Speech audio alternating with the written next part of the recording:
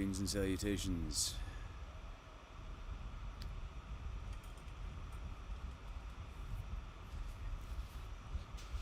I think I'll begin this evening by buttoning my shirt a little more. Greetings and salutations.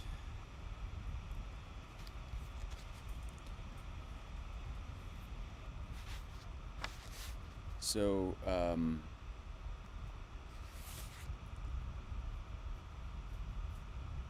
see how much I can get through this evening.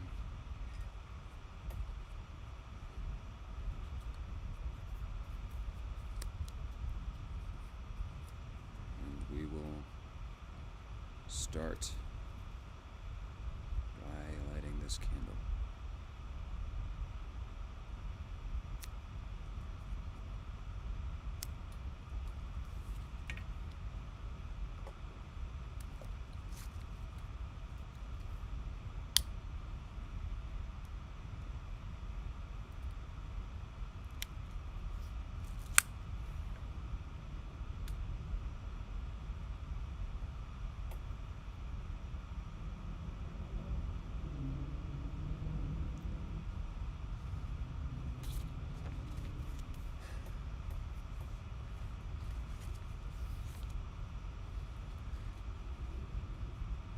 I think I'll open with a poem by Walt Whitman. I had planned on reading some more Walt Whitman tonight, as well as something lighthearted and silly by Saki.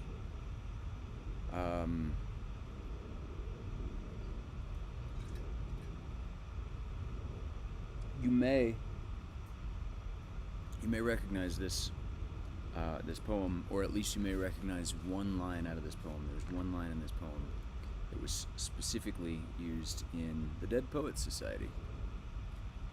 And, in fact, a couple of things that I read tonight I think were used in that movie. This poem is called "O Me, O Life" by Walt Whitman.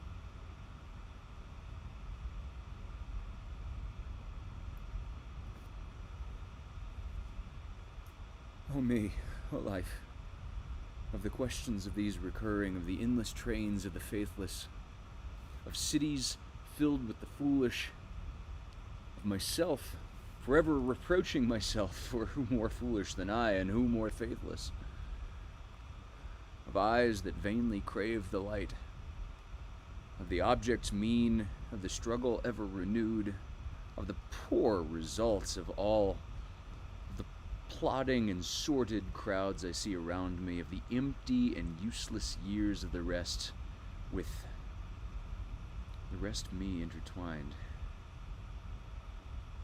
A question, oh me, so sad recurring, what good amid these, oh me, O life?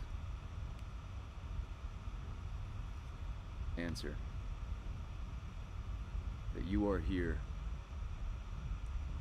that life exists, and identity, that the powerful play goes on, and you may contribute a verse.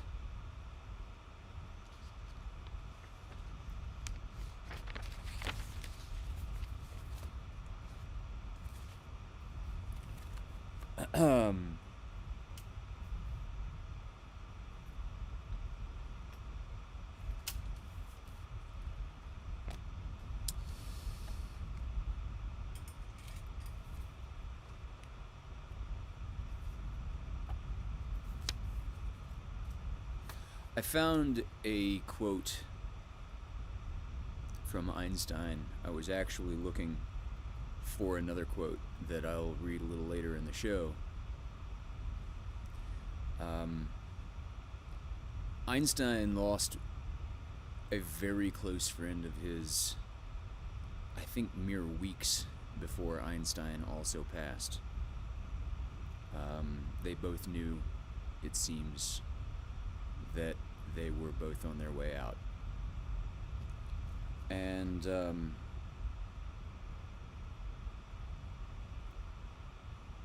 but I'll come back to that. One thing that Einstein said while on his way out, and this this really encapsulated Wolfgang's exit. Einstein said,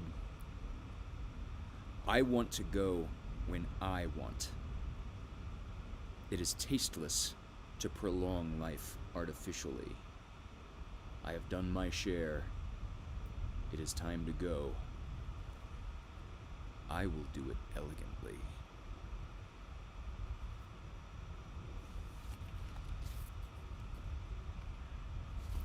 I won't go into a lot of detail. I'm seeing that a note that the sound is low, by the way. I'm turning this bit up.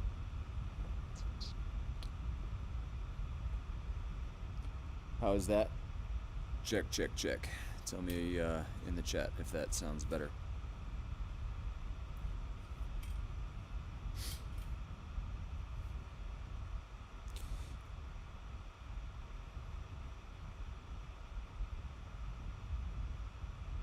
Are we better? Can you hear me now? Okay. I turned one up, and I'm turning up another. I hope I'm not peaking. Alright.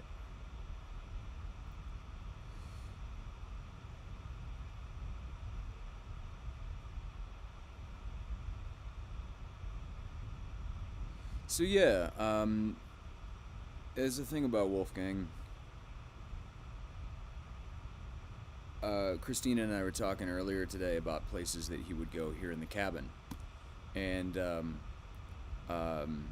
she made mention of him hiding in the closet, and it's funny that until she said that, it didn't occur to me that, wait a second, he never actually hid in the closet.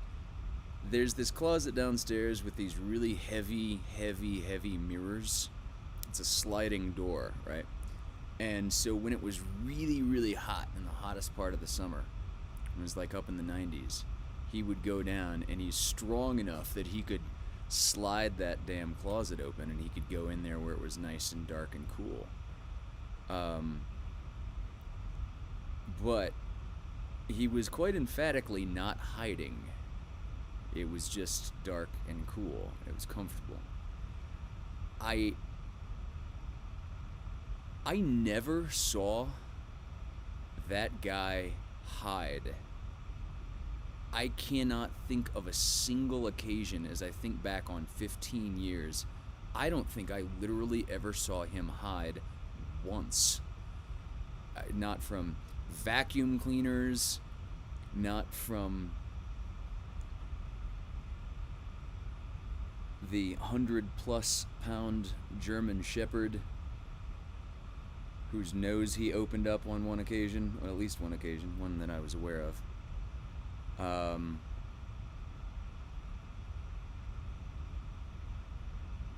You know, the guy was just an unequivocal badass, and dignity.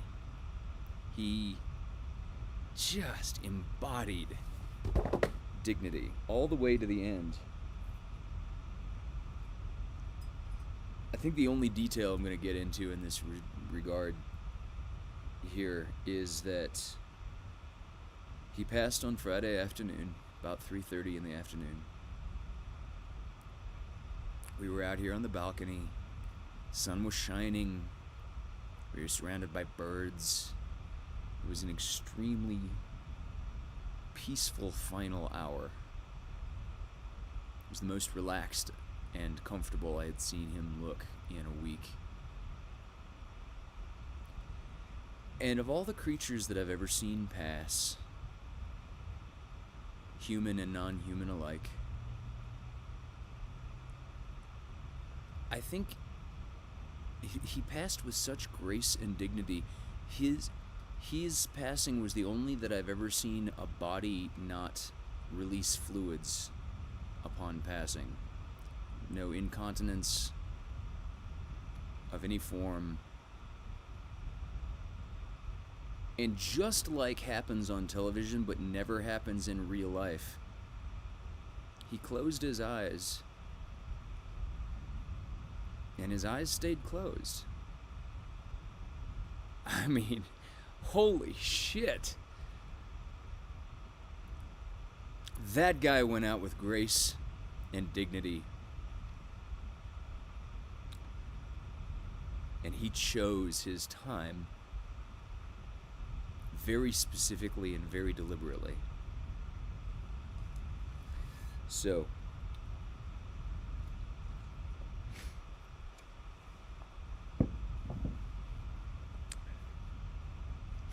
that is something to be celebrated.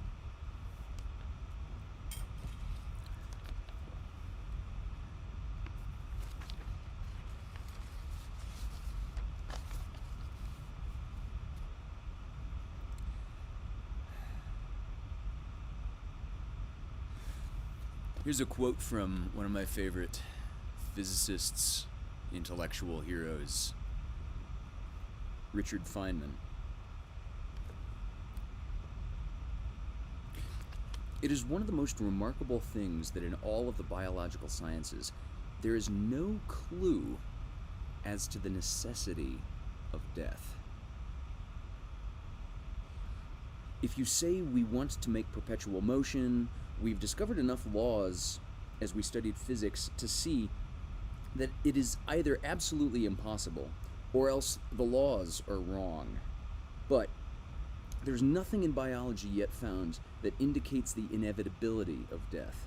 This suggests to me that it is not at all inevitable, and that it is only a matter of time before the biologists discover what it is that is causing us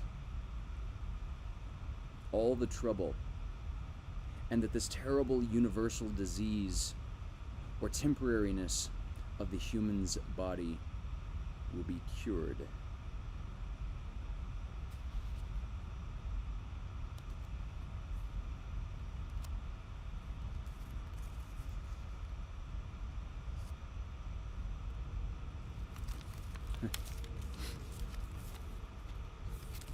There's another scientist, Michael Anisimov, said, "Involuntary death is a cornerstone of biological evolution, but that fact does not make it a good thing."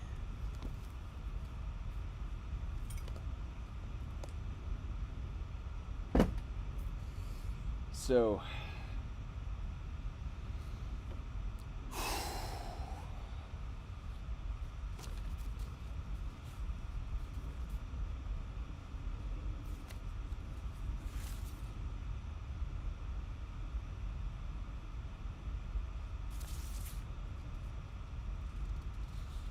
one more quote from another intellectual hero, and then I'm going to move on to something a little more lighthearted, and we'll go to a story. Carl Sagan said, "Far better, it seems to me, in our vulnerability is to look death in the eye and to be grateful every day for the brief but magnificent opportunity that life provides."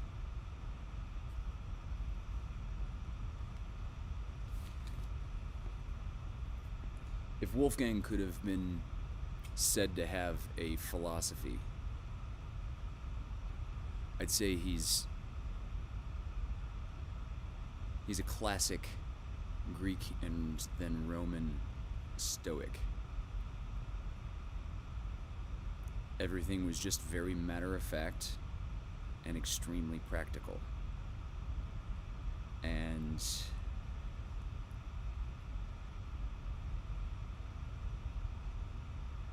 he wouldn't be overtaken by all the silly emotional sentimentality that I am so prey to.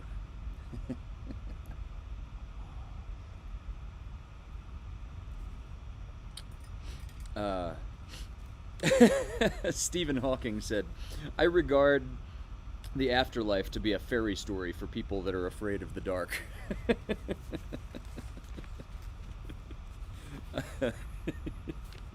Yeah. Oh, Stephen. Um, so, okay, here's a light-hearted story with a heavy-sounding name by Saki.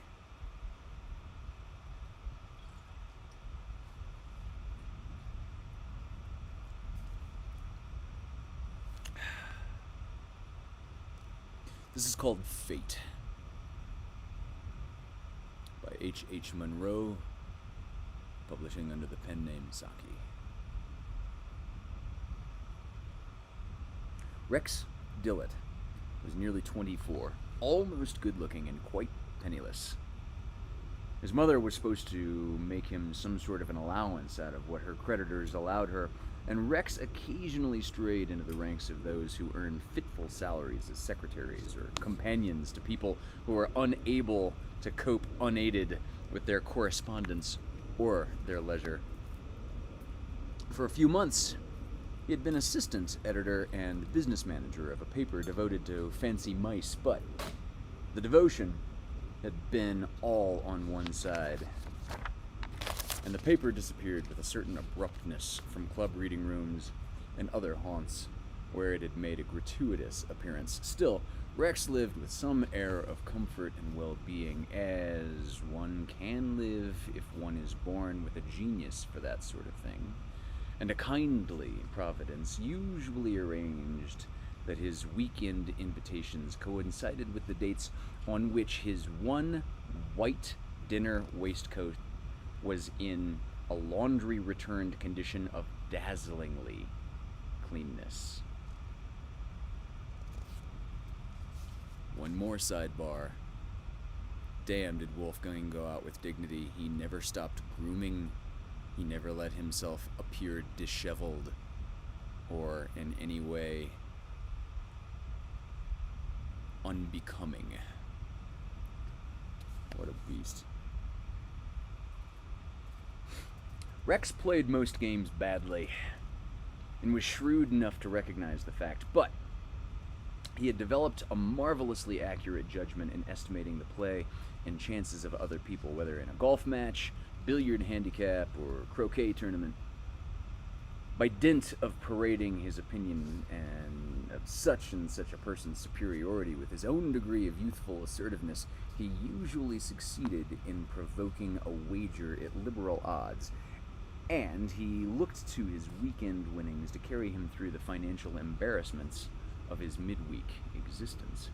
The trouble was, as he confided to Clovis Sangrel, that he never had enough available or even prospective cash at his command to enable him to fix the wager at a figure really worth winning. Someday, he said, I shall come across a really safe thing, a bet that simply cannot go astray, and then I shall put it up for all I'm worth, or rather for a good deal more than I'm worth if you sold me up to the last button. Well, it would be awkward if it didn't happen to come off, said Clovis. It would be more than awkward, said Rex. It would be a tragedy. All the same, it would be extremely amusing to bring it off. Fancy awakening in the morning with about 300 pounds standing to one's credit. I should go out and clear out my hostess's pigeon loft before breakfast out of sheer good temper. Your hostess of the moment mightn't not have a pigeon loft, said Clovis. I always choose hostesses that have, said Rex. A pigeon loft is indicative of a careless, extravagant, genial disposition such as I like to see around me. People who strew money on activities for a lot of feathered inanities that just sit about cooing and giving each other the glad eye in a Louis Quatorze manner are pretty certain to do you well. That's Louis XIV, the Sun King of France. Talk about a party guy.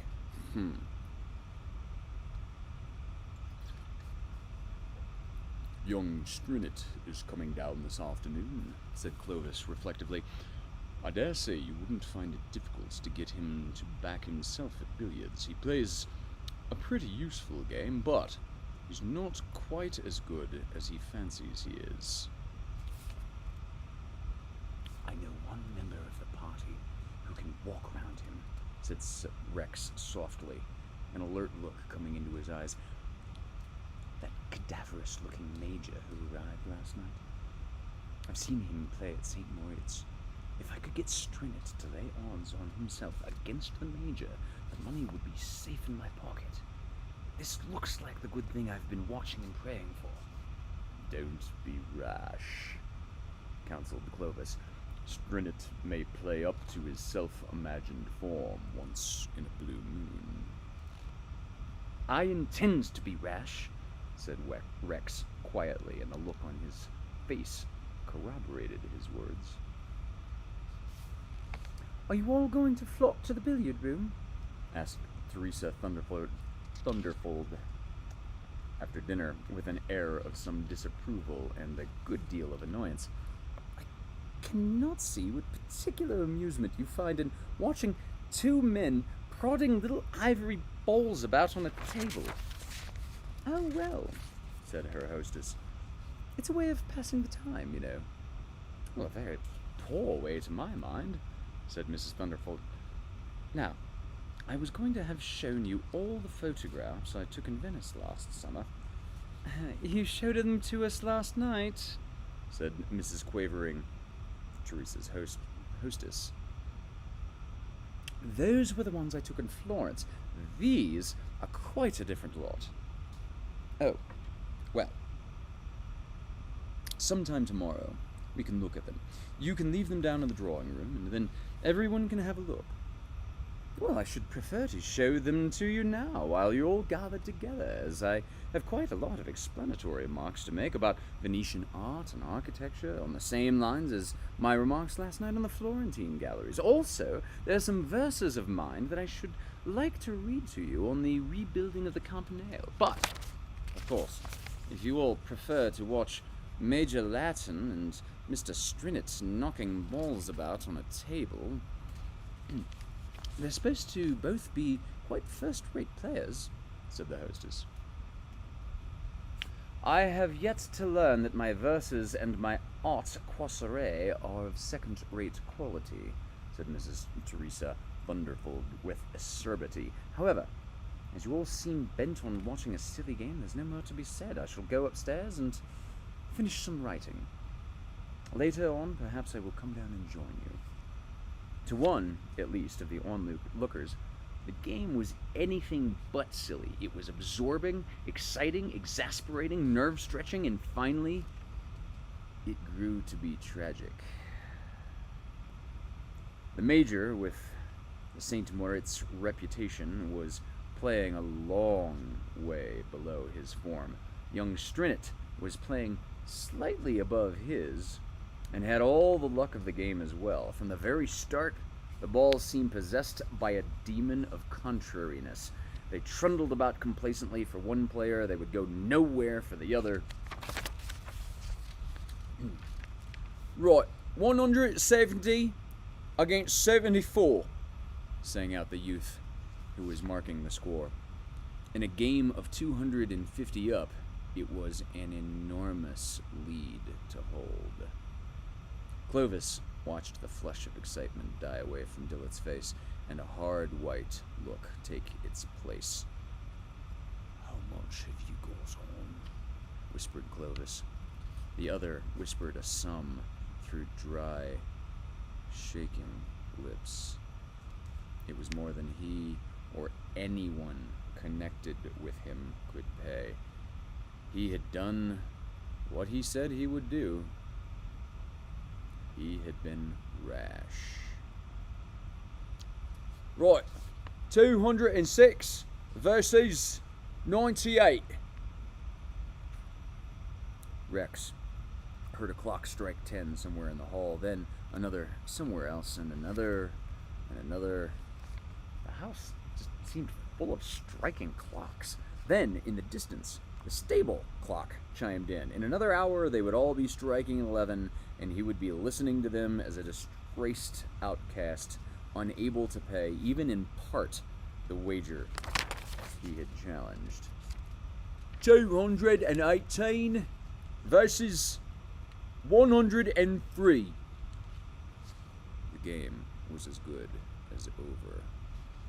Rex was as good as done for. He longed desperately for the ceiling to fall in, for the house to catch fire, for anything to happen that would put an end to that horrible rolling to and fro of red and white ivory that was jostling him nearer and nearer to his doom. 228 versus 107. Again, they're only playing to 250. Rex opened his cigarette case. It was empty. That at least gave him a pretext to slip away from the room for the purpose of refilling it. He would spare himself the drawn-out torture of watching that hopeless game played out to the bitter end. He backed away from the circle of absorbed watchers and made his way up a short stairway to a long, silent corridor of bedrooms, each with a guest's name written in a little square on the door. In the hush that reigned in this part of the house, he could still hear the hateful click, click of the billiard balls. If he waited for a few minutes longer, he would hear the little outbreak of clapping and buzz of congratulation that would hail Strinnett's victory. On the alert tension of his nerves, there broke another sound. The aggressive, wrath-inducing breathing of one who sleeps in heavy after-dinner slumber. The sound came from a room just at his elbow. The card on the door bore the announcement name, Mrs. Bundleford. The door was just slightly ajar. Rex pushed it open an inch or two more and looked in. The impressive Mrs. Teresa had fallen asleep over an illustrated guide to Florentine art galleries at her side, somewhat dangerously near the edge of a table was a reading lamp. If fate had been decently kind to him, thought Rex bitterly, that flaming oil lamp would have been knocked over by the sleeper and would have given them something to think of besides billiard matches. There are occasions when one must take one's fate in one's hands. Rex took the lamp in his. 237 versus 115. Strinnett was at the table, and the balls lay in good position for him. He had a choice of two fairly easy shots, a choice which he was never to decide. A sudden hurricane of shrieks and a rush of stumbling feet sent everyone flocking to the door. The Dillet boy crashed into the room, carrying in his arms the vociferous and somewhat disheveled Teresa Thunderfold. Her clothing was certainly not a mass of flames, as the more excitable members of the party afterwards declared, but the edge of her skirt and part of the table cover in which she had been hastily wrapped were alight in a flickering, half-hearted manner.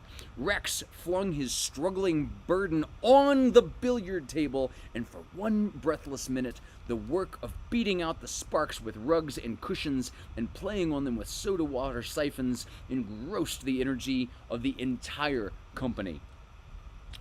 "It was lucky I was passing when it happened," panted Rex. "Someone had better see to the room. I think the carpet is alight." As a matter of fact, the promptitude and energy of the rescuer had prevented any great damage being done, either to the victim or her surroundings. The billiard table had suffered the most and had to be laid up for repairs. Perhaps it was not the best place to have chosen for the scene of salvage operations, but then, as Clovis remarked, when one is rushing about with a blazing woman in one's arms, One can't stop to think out exactly where one is going to put her.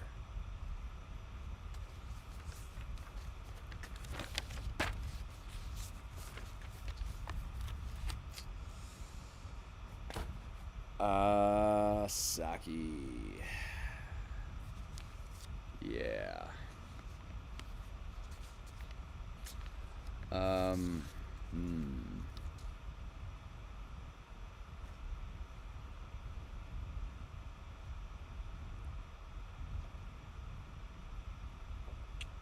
So,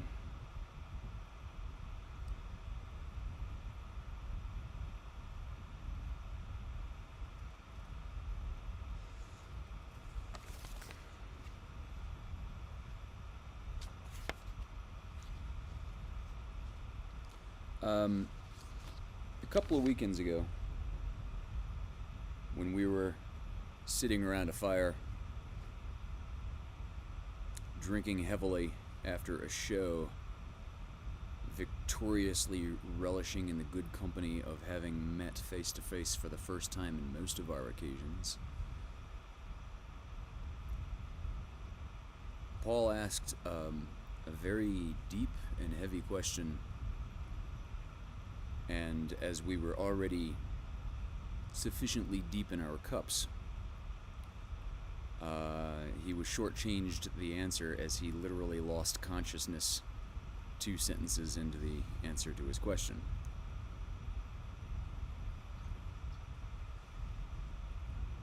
I believe Paul asked,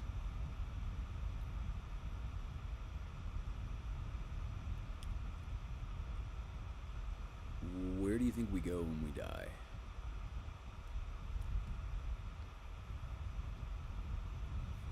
So,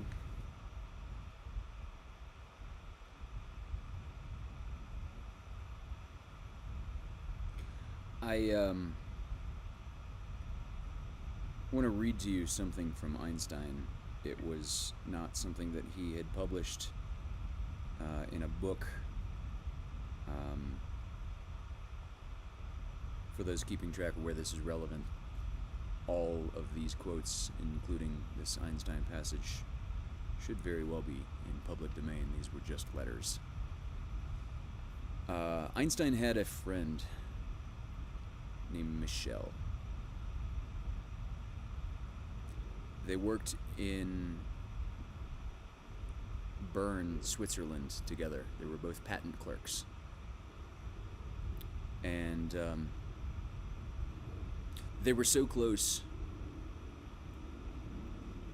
They were so close that Einstein said, "When I see your handwriting, I rejoice in a very special way, for no one is as close to me. No one knows me as well. No one is as well intentioned as you are."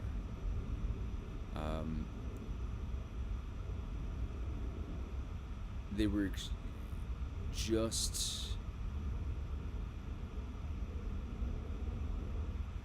just the closest of buddies, the way Wolfgang and I were.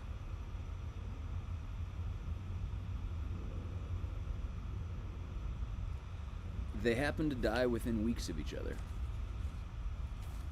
And when Michel Bessot passed, Einstein knew he was also on his way out. And this next little excerpt is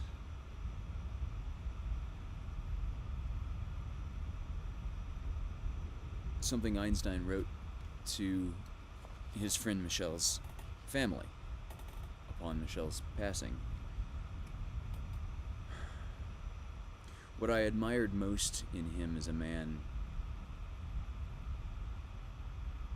is the fact of having been capable of living so many years with one wife, not only in peace but also in constant accord.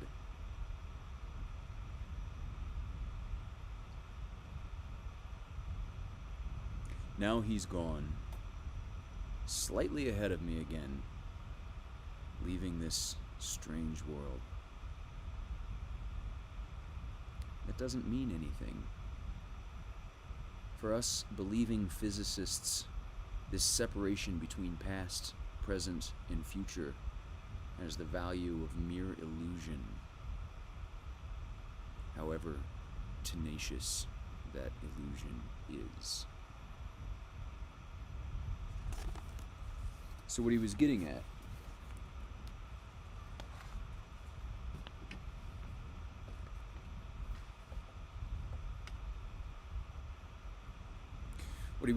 was,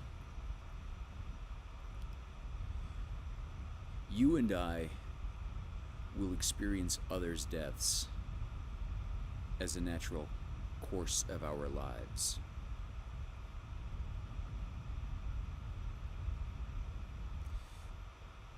Those others' experiences will stop from our perspective.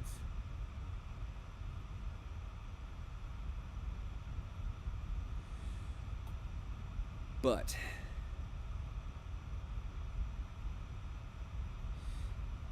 to ask where we go after we die is kind of like asking where were we before we were born.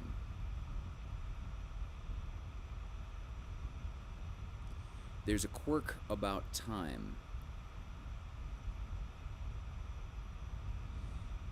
that I'm not convinced is necessarily the case. In the same way that you and I can sit on a chair or can put our feet on a floor and we experience that as a solid object. What we know from basic physics, from basic atomic theory, is that these objects that we experience as solid are mostly empty space. Now, because of how we perceive, this is what Einstein was referring to as the tenacious illusion. There are some perceptions that we will never be able to step outside of. Walls will always seem solid.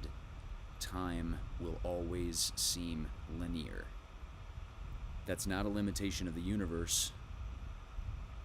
That is how we have evolved to experience these things.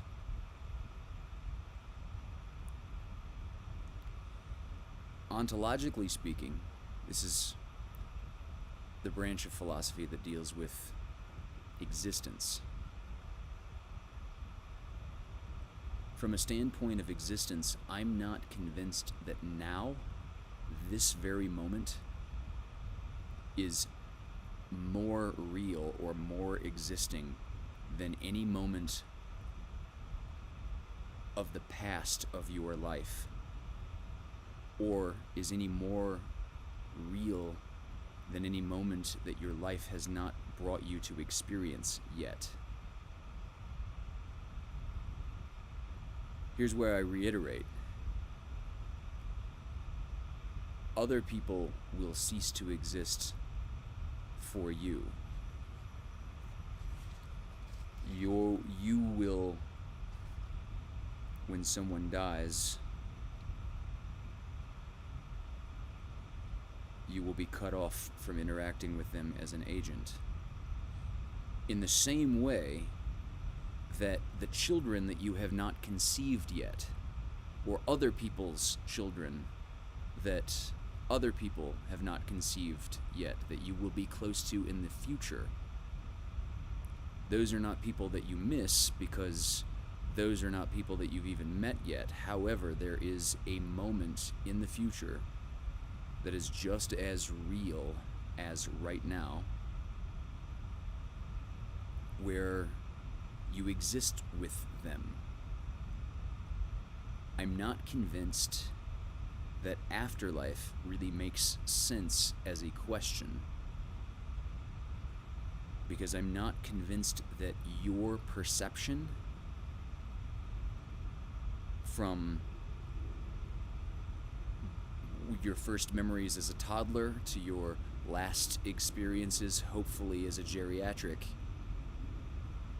I'm not convinced that that continuation of perception ever actually stops for you. That you don't, I'm not convinced that you don't experience something of the reality of this in perpetuity.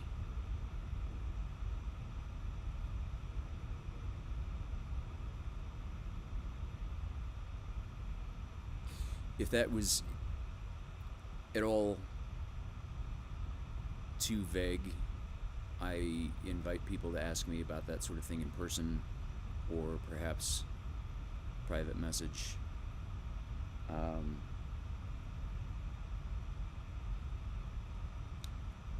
But again, I say in reflection that the floor that you stand on is not solid, but that's the only way that you will ever experience it. And time in the universe is not linear, but that's the only way that you will ever experience it. And eventually, people will experience their own linear time that does not include you.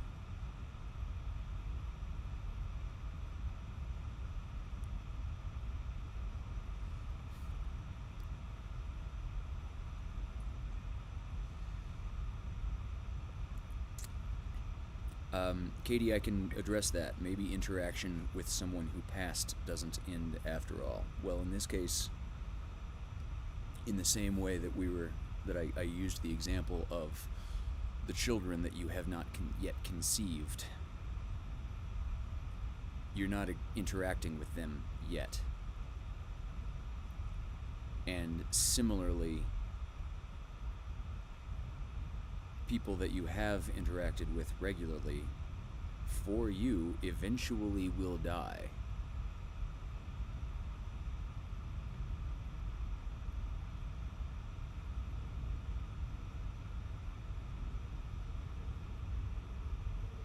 But that's not to say that their memory is meaningless. That's not to say that their memory in your conscious experience has no value. That's not to say that they don't live on, at least in your head, if you will. Woody Allen said,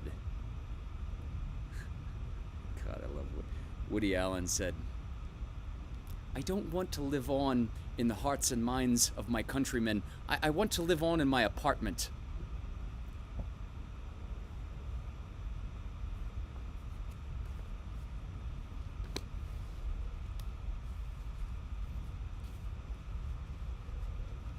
This is one of my favorite books. I Am a Strange Loop.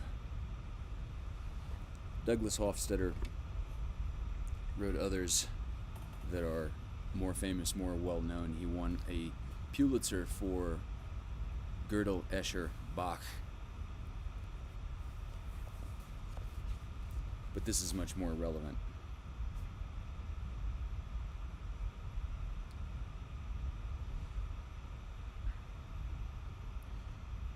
From chapter 18, there's a subsection at the very end called Halos, Afterglows, Coronas. In the wake of a human being's death, what survives is a set of afterglows, some brighter, some dimmer, in the collective brains of all those who were dearest to them. And when those people in turn pass on, the afterglow becomes extremely faint. And when that outer layer in turn passes into oblivion, then the afterglow is feebler still, and after a while, there is nothing left. This slow process of extinction I've just described, though gloomy, is a little less gloomy than the standard view. Because bodily death is so clear, so sharp, so dramatic, and because we tend to cling to the caged bird view, death strikes us as instantaneous and absolute, as sharp as a guillotine blade. Our instinct is to believe that the light has all at once gone out altogether. I suggest that this is not the case for human souls, because the essence of a human being, truly unlike the essence of a mosquito or a snake or a bird, is distributed over many a brain. It takes a couple of generations for a soul to subside, for the flickering to cease, for all the embers to burn out. Although ashes to ashes, dust to dust may in the end be true, the transition it describes is not so sharp as we tend to think. It seems to me, therefore, that the instinctive, although seldom articulated purpose of holding a funeral or memorial service is to reunite the people most intimate with the deceased, and to collectively rekindle in them, for one last time, the special living flame that represents the essence of that beloved person, profiting directly or indirectly from the presence of one another, feeling the shared presence of that person in the brains that remain, and thus solidifying to the maximal extent possible those secondary personal jimme that remain a flicker in all these different brains. Though the primary brain has been eclipsed, there is, in those who remain and who are gathered to remember and reactivate the spirit of the departed, a collective corona that still glows. This is what love means. The word love cannot thus be separated from the word I. The more deeply rooted the symbol for someone inside you, the greater the love, the brighter the light that remains behind.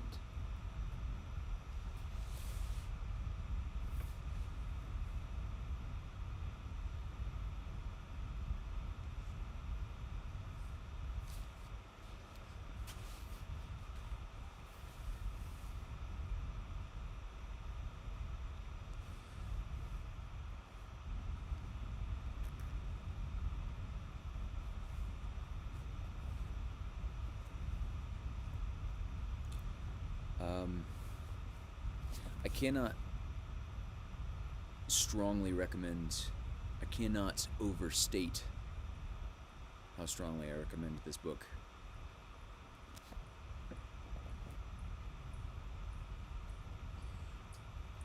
My personal notion,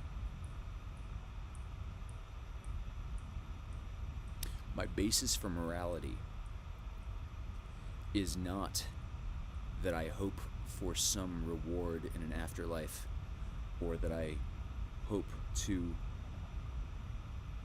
avoid punishment in an afterlife. Personally, my entire basis for morality and being a good person wherever I possibly can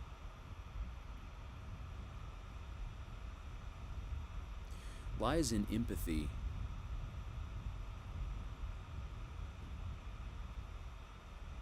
But it is empathy that extends from the notion that behind the eyes of any person you interact with,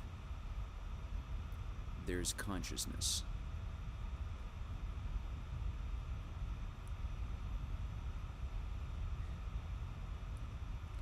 Consciousness is very analogous to flame, in that it is a process, it's a physical process that the universe does. It's something the universe just does. Humans get all silly about individual consciousnesses because this is such a prevailing egoic illusion.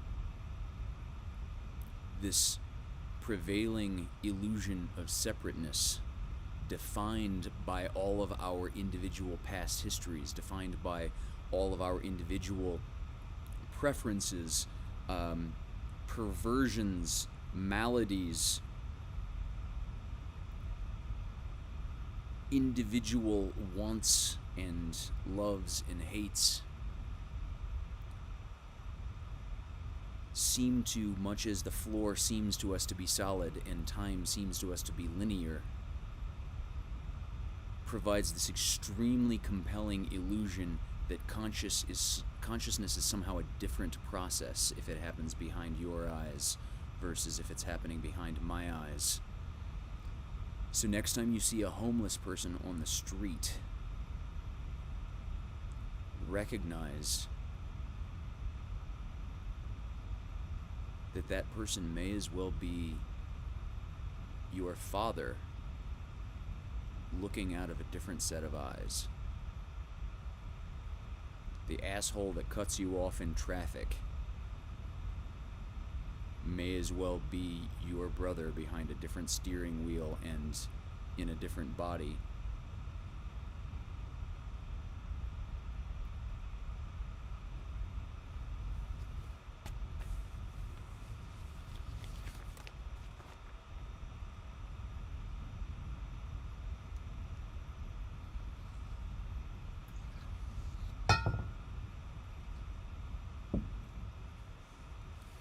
Because consciousness is just what the universe does.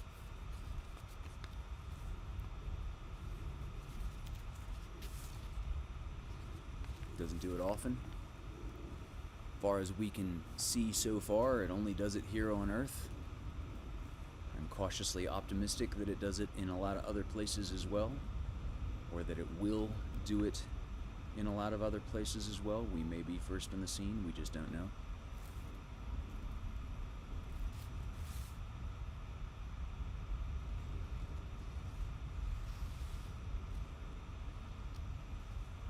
Again, Carl Sagan. The nitrogen in our DNA, the calcium in our teeth, the iron in our blood, the carbon in our apple pies were made in the interiors of collapsing stars. We are made of star stuff. We owe our existence to stars because they make the atoms of which we are formed. So if you're a romantic, you can say, we are literally star stuff.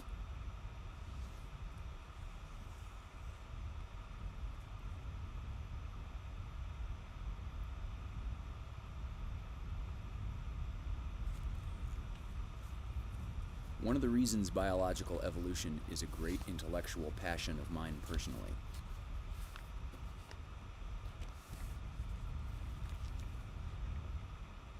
is that we already know from physics, as Carl Sagan so poetically and informatively put it,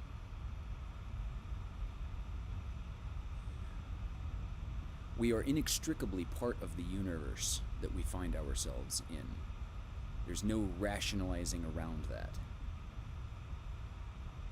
Some religious points of view rob themselves of this grandiose notion by thinking that the world was created for us. But objectively, that doesn't seem to be the case. Objectively, we are another physical process of the universe. So as I started to say, one of my favorite things about biological evolution is that it shows us that we are inextricably part of nature. Humans are absolutely necessarily a part of biology.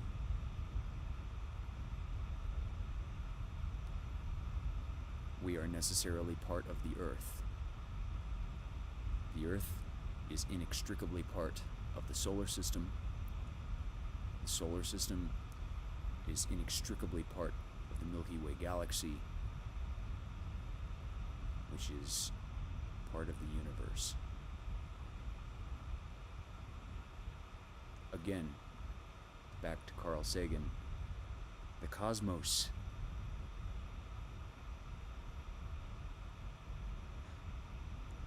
is within us. We are made of star stuff. We are a way for the universe to know itself.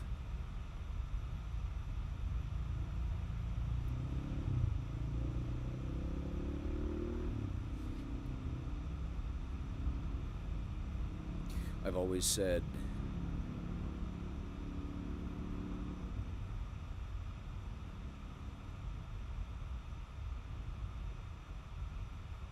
and Charity, there, I'll split hairs with you. Charity said, "Made with a purpose, we were created to enjoy the universe." I don't think that we were made with a purpose. I think that we exist, and you get to choose that purpose. And if you choose that your purpose is to enjoy and appreciate the universe, that is wonderfully noble. And good on you. Do that. If that's what feels right to you, you are not wrong. The hair-splitting point is that I don't think it's necessarily the case. I think you get to choose it.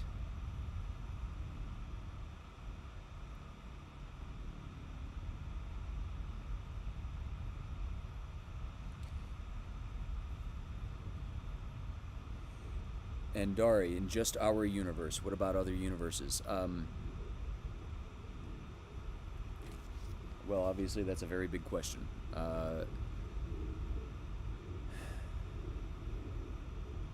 So when we talk about other universes, when we talk about a multiverse, for example, we are outside of causality. So when we talk about other universes now, we cannot exchange information, we cannot exchange energy, we cannot in any way interact with other universes. We can't even necessarily interact with all of our own universe. There's something called the Hubble Radius, which is, if you imagine light traveling from a single point in a completely unobstructed straight line from 13.8 billion years ago. This is about when the Big Bang happened.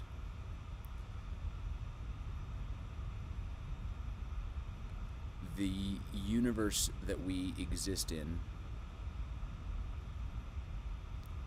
has already expanded such that that one photon of light traveling in a straight line at the speed of light for the entire existence of the universe cannot have traversed all of the universe that exists. So that is to say that some disparate ends of the universe in which we find ourselves cannot causally affect each other just because there's too much space to exchange information.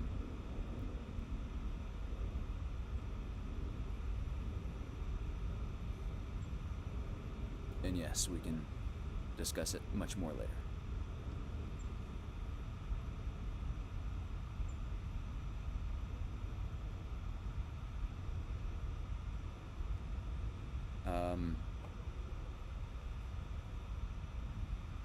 David, if you have a name for a cosmological idea that you can throw in that's probable but too long to type here, I might be familiar with it. Curious.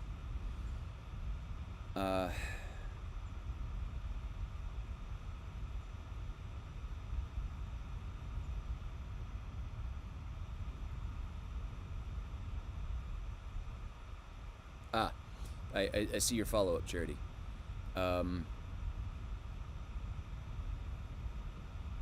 I'm not sure that I was created to be creative and that Dari was created to dance. I'm not sure that Paul was created to bring people together. And I only split hairs with the implication that Paul and I are definitely creative, and we don't seem to have any choice in the matter. We're just hardwired that way. Paul is definitely hardwired in such a way that is extremely conducive to bring people together.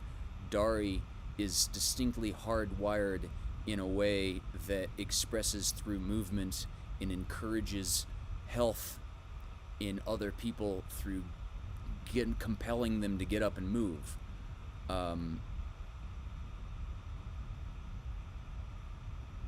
My only comparatively unimportant point in that is the word created. I'm not sure that, like, whatever your favorite flavor of ice cream is, for example, I don't know that was decided by a conscious mind. I'm going to pick like a silly example, your favorite flavor of ice cream. This is commonly used in conversations of free will. I don't know that there was a conscious decision made by any party in that. That's just how it worked out. And you definitely can choose whether or not you are going to order your favorite flavor of ice cream, but you can't choose what your favorite flavor of ice cream is.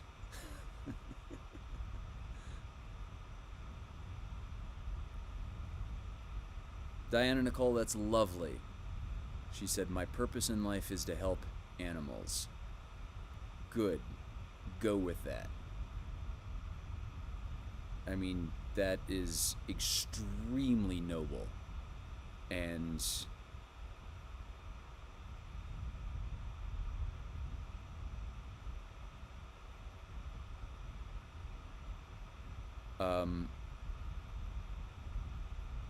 that's extremely noble, Diana Nicole. The secret to happiness is finding a purpose bigger than you and then living it. That is a word-for-word quote, and you'll have to forgive me that I can't recall exactly who said it. It might have been the neuroscientist Daniel Dennett. Have to get back to you on that if you really want to know.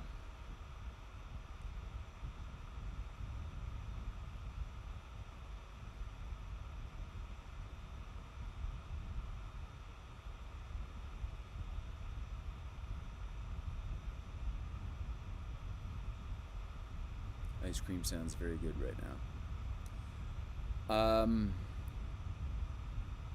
I'm agreeing. I'm not just reading that out loud.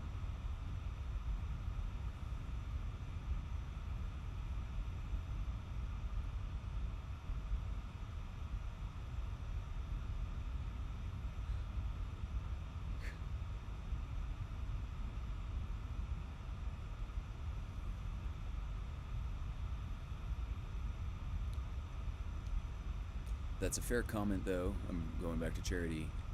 That's a fair comment, though. I don't think everything was or is dictated in our life, because we do have free will. You know what? I'll split that one too.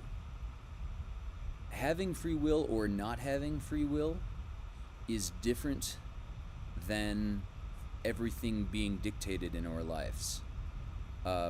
This is the difference between something called fatalism versus something else called determinism. And these are two very different outlooks, and neither of these have anything to do with free will. Free will, the existence of free will or the non-existence of free will, is a different and much hairier concept altogether.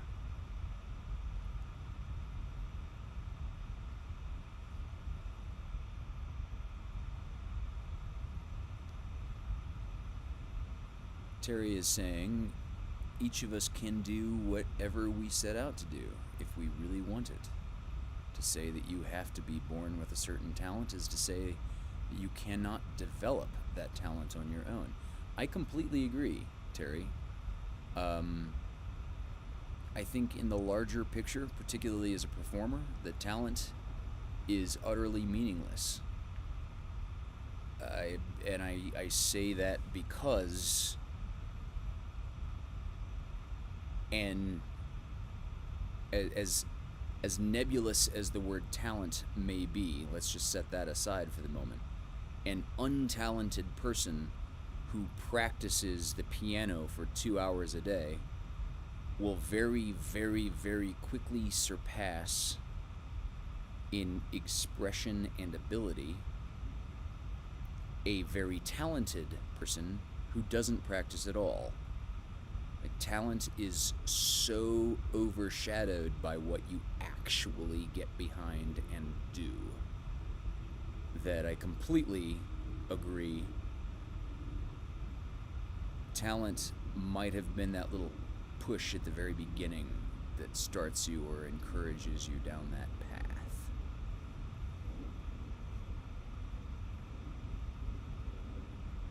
And yes, that does not at all eliminate the fact that some people, this is Paul Carganilla here, some people are just born with natural talent. Yeah.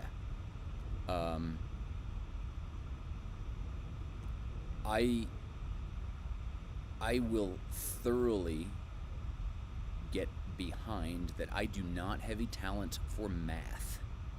Math, I was good at geometry when I was in high school because it's spatial, it's something else because there's logic involved when we get down to proofs and things like this.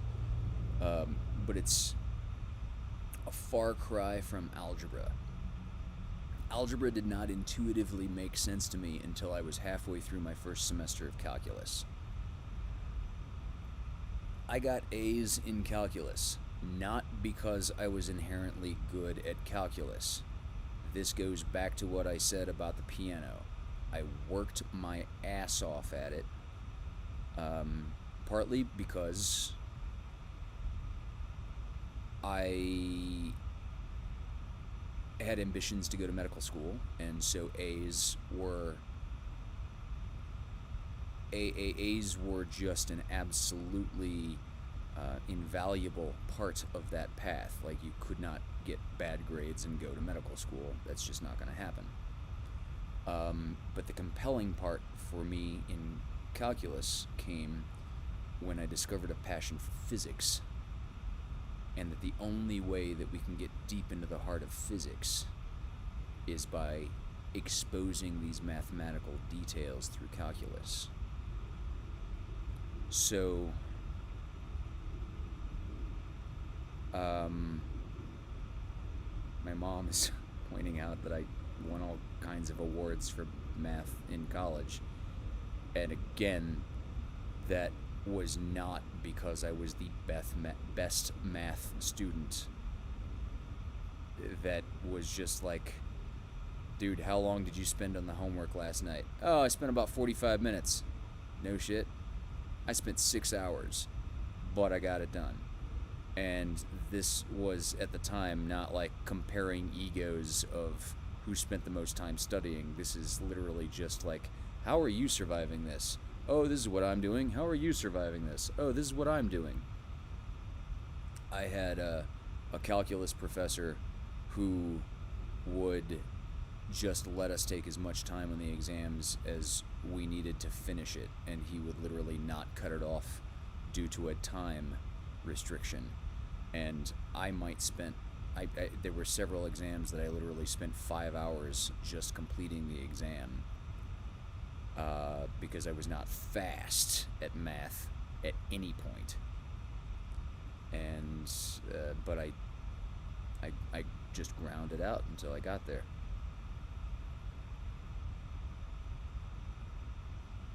Oh my God, Charity again. Charity points out, Emily Thatcher, you are good at being supportive of people and have a deep passion of caring for your friends. This is a talent. I could not agree more. I hadn't thought of it that way until Charity just said that. But I could not agree more. That is not only a talent out of the gates, but it's something that Emily Thatcher actively engages in. It's something that she clearly practices intentionally. when we go back to talking about purpose in life, if Emily has ever put any thoughts to that question, I would not at all be surprised if she came up with an answer that sounded like that.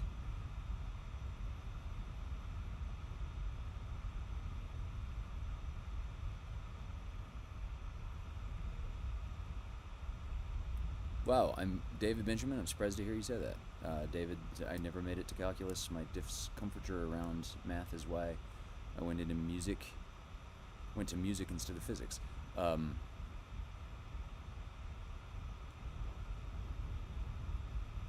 I've heard you say that, actually, on your cast, on your live cast. I wasn't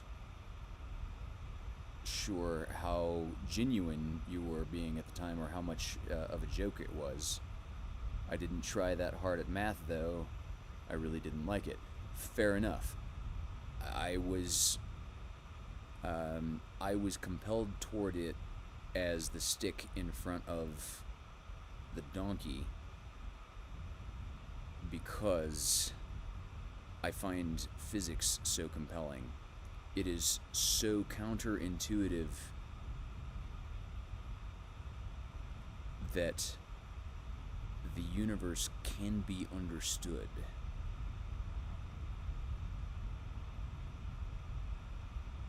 I'm trying to remember this.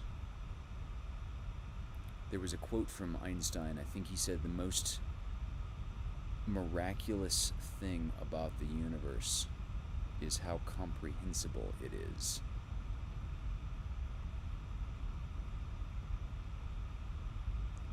And yeah, but this goes back to evolution.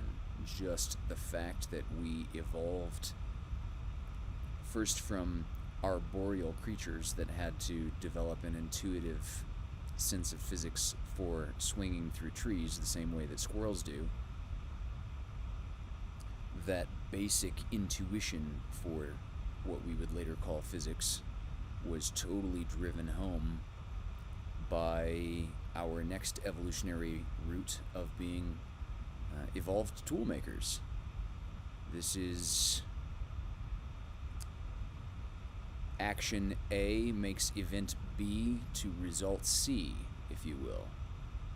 And the only way that we could make that happen is by first having what one will shrug off as an instinctual understanding of some basic mechanics of how the world works.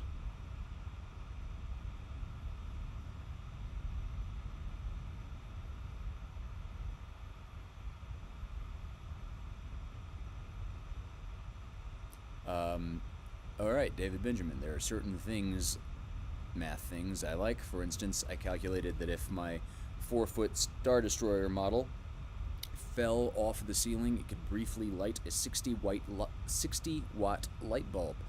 Yeah, translate potential energy into kinetic energy, translated into thermal energy. That is absolutely, if you don't lose too much energy in the transfers of those things, from a thermodynamics point of view, that is absolutely the case. Briefly is like how now that's the only part of the question that remains, like how much time. For a non-zero time, definitely.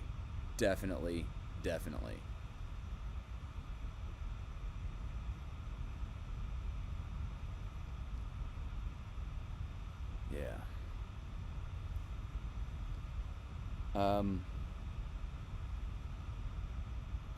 Well, it seems like I had more material.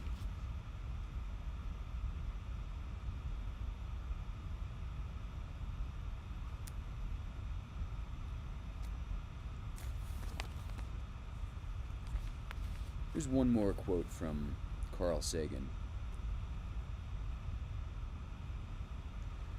We are the local embodiment of a cosmos grown to self-awareness. We have begun to contemplate our origins, star stuff, pondering the stars, organized assemblages of 10 billion atoms, considering the evolution of atoms, tracing the long journey by which, here at least, consciousness arose. Our loyalties are to the species and the planet. We speak for Earth. Our obligation to survive is owed not just to ourselves, but also to that cosmos, ancient and vast, from which we spring.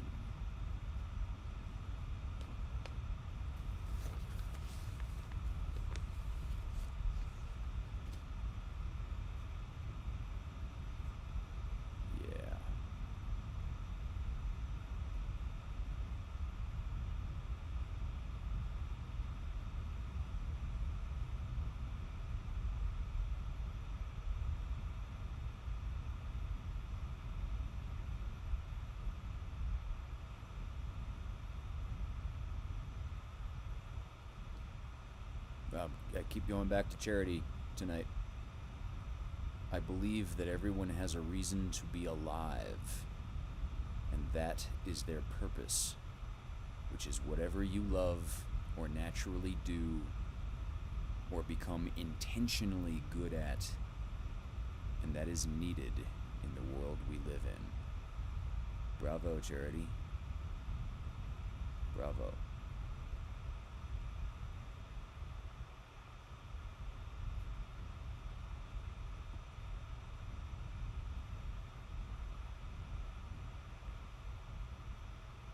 Let's see, is it x equals negative b plus or minus the square root of b squared minus 4 ac all over 2a? I'm not sure what you're getting at. I might have lost some of your question in the syntax there.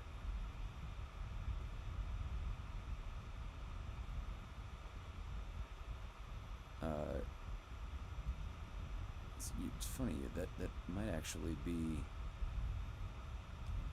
the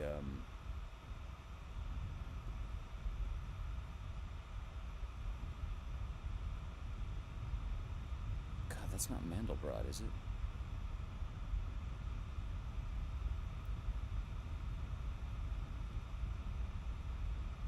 Robin Hood, when I took that class, someone had scratched that equation into the seat in front of me. Wow, it's the one math thing engraved in my head. All right.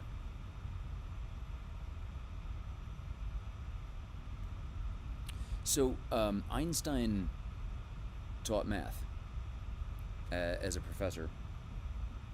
He had to teach math and physics.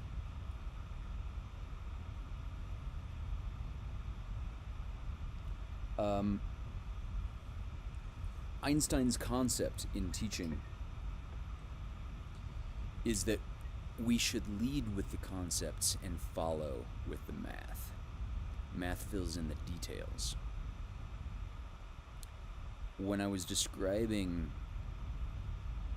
the double reason that I was compelled to get A's in calculus, that was A, from the ambition of being pre-med, and a B is failure. An A is relief, a B is failure, a C is find a different career path. I was similarly, however, compelled because my first and second semester calculus classes were also taught by my favorite physics teacher. And so he was able to dangle the carrot of physics that I was interested in one class, and saying, now we uncover the details in this other class that you're relegated to just have to go to, but we'll pick up the conversation over there. And that over there, that was calculus. Meanwhile, I sort of intellectually fell in love with Isaac Newton right around this time.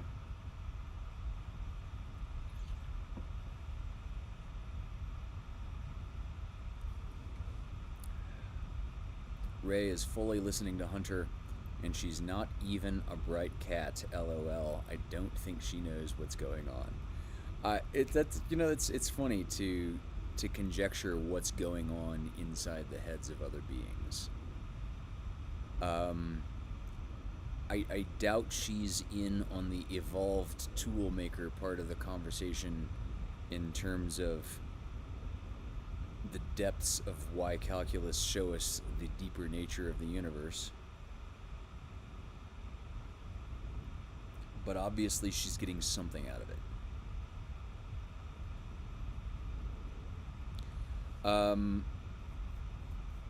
Isaac Newton invented Apple, right? Yeah, no, David, but that's funny. So, Paul, I was inspired to perform Comfortably Numb last night on the Campfire Edition because I was having an extremely rough day, and the emotional high points of the day were the moments in which I was merely comfortably numb.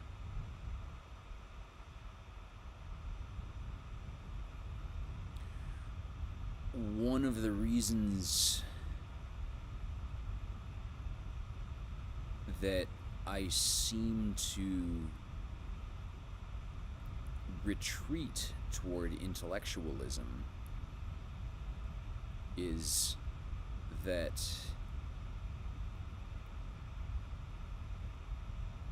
it helps me avoid wallowing. I don't want to say that it helps me avoid emotion.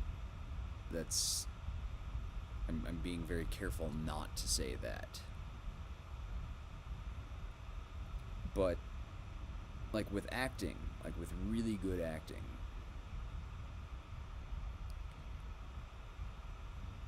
the best techniques I've found are not one that focus on how am I about to say this? This pretzel is making me thirsty. This pretzel is making me thirsty. The best approaches to acting are the ones that focus on something outside of you. You have a real internal existence, a real internal life. You are living realistically under imaginary circumstances. You are not cut off from your own emotions, but the best acting performances come from living that way while you are focusing on how you are trying to make someone else feel, or what you are trying to get from someone else, or how you are trying to compel someone else to do something else. And Comfortably Numb specifically is this duet. It's a dialogue between two interlocutors. And there's a very clinical doctor that is going through the motions that will result in an outcome that is in everyone's best interest except the person that he's talking to.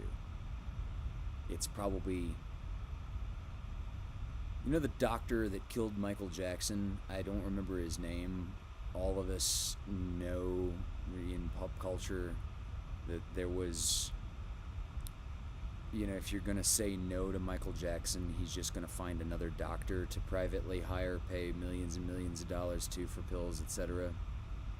So it's very difficult to say, no, Michael, you can't have these pills, because he's going to fire you and get another doctor that says, yes, Michael, you can have these pills. And and that's kind of what's going on in Comfortably Numb.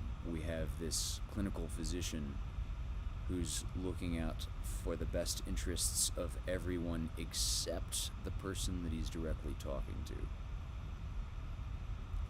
and he's medicating this guy to get him through the next bit, because getting this guy through the next bit pays all of our mortgages. And meanwhile,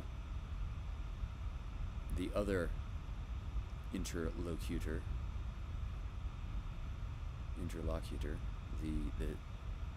the rock singer, just keeps going back to, there is no pain you are receding.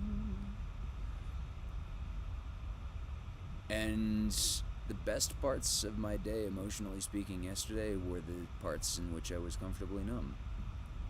The worst parts, I wanted to be more comfortably numb.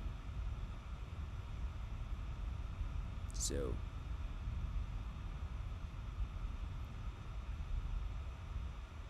yeah, kind of what I was going for.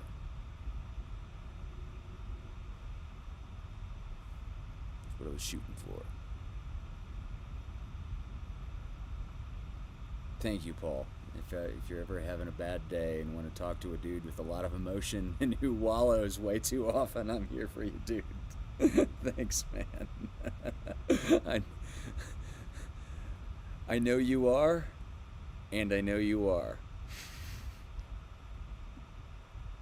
And I very much appreciate that. Thank you.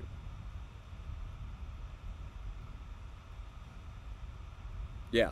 And there, Paul goes again with another insight a couple of lines down. For sure, when you're acting, if you focus on your own emotions, you sabotage the entire effort. So, an interesting illustration. So Paul and I, whether or not Paul is aware of this, because we've literally never discussed approaches to acting, I can just see, feel, and sense that we obviously come from the same basic approaches. Paul and I come from an American approach to acting versus a British approach to acting. Again, I don't mean to speak for you, Paul, but if these distinctions have or have not been made in your own mind through your acting training, whatever that may be, the best illustration of this dichotomy is a dialogue between Dustin Hoffman and Laurence Olivier. Dustin Hoffman being an iconic American actor, obviously, and Laurence Olivier, not exactly a hack and very British. And when they're filming the movie Marathon Man, Dustin Hoffman wants everything to be grounded in something real. He doesn't want to fake it in his performance. He wants every fucking detail, like James Dean did this same sort of thing. He wants every detail to be as real for him as he can make those details possibly be. So they're shooting this scene in Marathon Man in which he's supposed to come into the scene out of breath. And so he makes the whole film crew wait while he runs around the LA reservoir. Twice, I think. And, the director's got it. Okay, he's coming in, and action! And Hoffman runs in legitimately out of breath. Breathing. Does his dialogue, And after the cut, Laurence Olivier, who comes from the British school of presentationalism, how can we just make it look like? How can we make an art out of presenting what we should be feeling? Laurence Olivier looks at Dustin Hoffman after the cameras are cut. Hoffman's still legitimately out of breath, and Olivier kind of looks down his nose and says, "My dear boy, have you ever heard of acting?" Because Hoffman wants to live it, and Laurence Olivier wants to present it. And yeah, clearly Paul and I draw from that same emotional basis of an American approach to theater.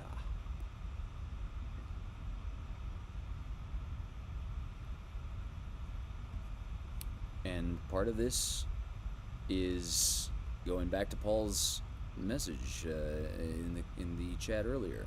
When you're acting, if you focus on your own emotions, you sabotage the entire effort. Dustin Hoffman's approach was, I don't want to focus on myself at all. I want to live realistically and just turn all my focus outward. Laurence Olivier is taking in what his scene partners, what other actors are giving him, but he had no interest in internalizing that experience. In fact, Laurence Olivier, as I recall, I think this was Olivier, it might have been a different British acting master, but I'm pretty sure it was Olivier, gave this incredible performance. I believe it was Shakespeare.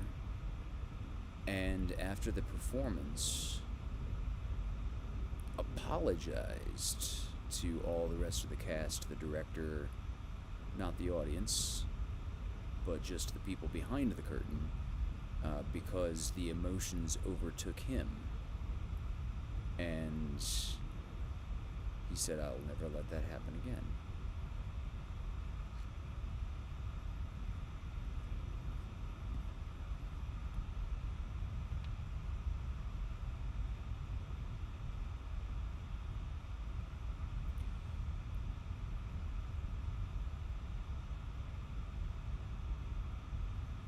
So I think we'll cut it off here.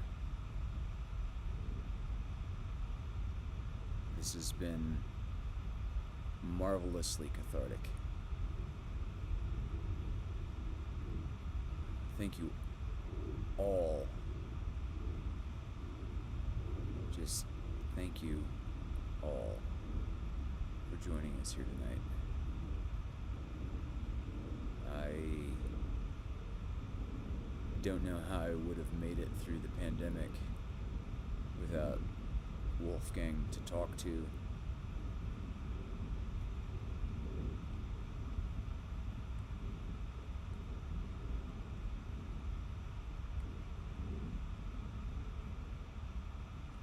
He was just so extremely present with me all the time.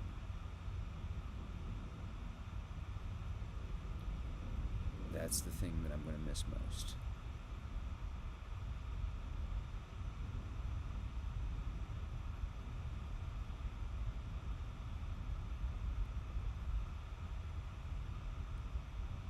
If I were to say it's 73 degrees outside, there's nothing about the number 73 that he could relate to. But if I said, "Wow, sure is a nice day, isn't it?" Without pause, he'd look me square in the eye and go, "Wow." I mean, he was just so amazingly emotionally hooked in. Not just to me either, to every human I ever saw him interact with, and then to creatures out here on the balcony that he would talk to, like the raven that I observed, and I posted about 20 seconds of a conversation he was having with a raven, where, like, I have no idea what the fuck that raven is thinking, expressing, feeling, experiencing, but I can see the way Wolfgang is looking at that raven.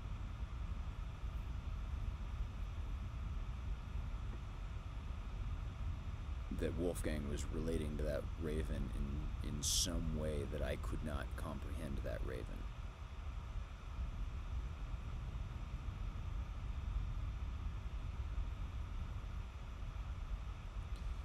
I hear you, Justin Cook.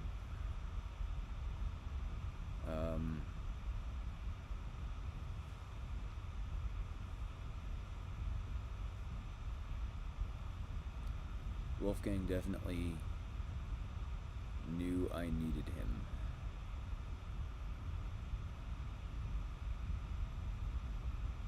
And thank you, Charity.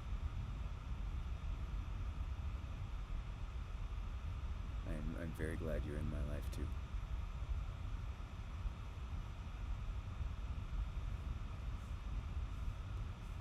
I'd like to... Charity, you're in Utah, right? I think I remember seeing that somewhere. Anyway, I would like to, I'd like to dialogue with you in person sometime. Because yes, we disagree on some fine details, but in those details, if I'm wrong, I really want to know.